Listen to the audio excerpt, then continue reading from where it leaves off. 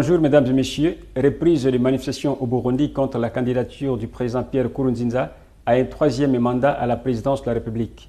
La situation dans la région de Grand Lac, et notamment au Burundi, en République centrafricaine et au Soudan du Sud, sera au centre de la rubrique hebdomadaire de l'actualité internationale du service francophone de l'agence angolaise de presse.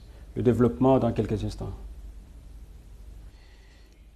Invité par le président angolais José Eduardo dos Santos, le chef d'État et de gouvernement des pays de la région de Grand Lac se sont retrouvés le 18 mai dernier à Luanda dans un sommet extraordinaire sur la situation dans cette sous-région du continent africain. Au Burundi, les manifestations ont repris contre la troisième candidature à la présidence de Pierre Nkurunziza. Ces manifestations étaient interrompues le 13 mai dernier, soit au lendemain de la tentative du coup d'État dans ces pays.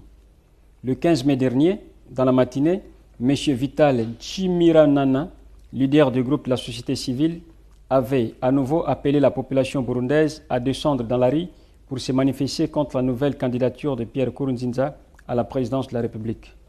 Je vous rappelle que quand il y a eu tentative de coup d'État au Burundi, le 13 mai dernier, le président Pierre Nkurunziza s'est trouvé en Tanzanie où il participait à une conférence sur la situation dans son pays. Signalons que Pierre Nkurunziza, qui accomplit son deuxième mandat à la tête de l'État burundais, avait été élu une première fois par le Parlement, puis réélu démocratiquement par le peuple. La tentative de coup d'État au Burundi a été vivement condamnée par le chef d'État et de gouvernement de pays membres de la conférence internationale sur la région des Grands Lacs. Ce leader politique était réuni le 18 mai dernier dans la capitale angolaise.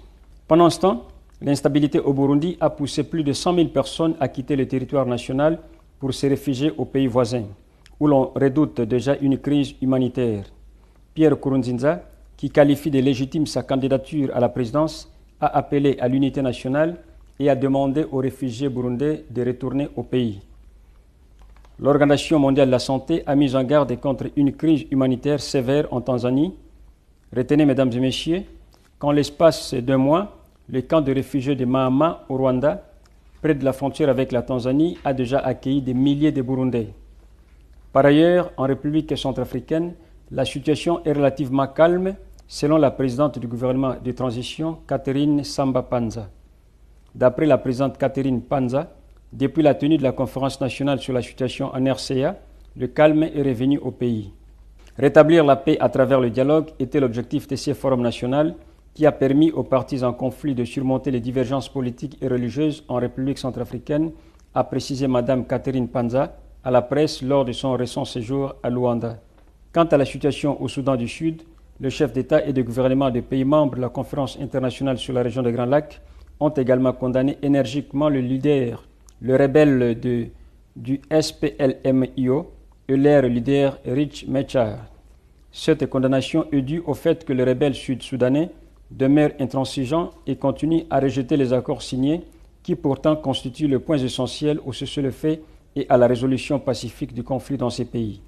En Asie, les représentants de la Malaisie, de l'Indonésie et de la Thaïlande se sont réunis d'urgence pour discuter des problèmes suscités par la migration illégale au sud-ouest asiatique. L'Indonésie et la Malaisie sont tombés d'accord sur la poursuite de l'aide humanitaire à apporter à quelques 7000 immigrants illégaux à bord des embarcations qui flottent encore sur les eaux de la mer. Enfin, en Irak, les forces gouvernementales soutenues par la coalition dirigée par les États-Unis d'Amérique ont lancé une offensive contre les rebelles du groupe de l'État islamique. L'objectif de l'attaque, c'est de déloger les rebelles connus sous le nom de djihadistes et de reprendre le contrôle de la ville de Ramadi que ces hommes occupent depuis. Voilà, mesdames et messieurs, c'était là notre rubrique hebdomadaire sur l'actualité internationale. Nous avons passé en revue la situation à travers le monde et en particulier dans quelques pays de la région de Grand Lac en Afrique. Nous vous remercions de votre aimable attention. Salut et restez toujours branchés sur le réseau informatif de l'agence angolaise de presse. Bonjour.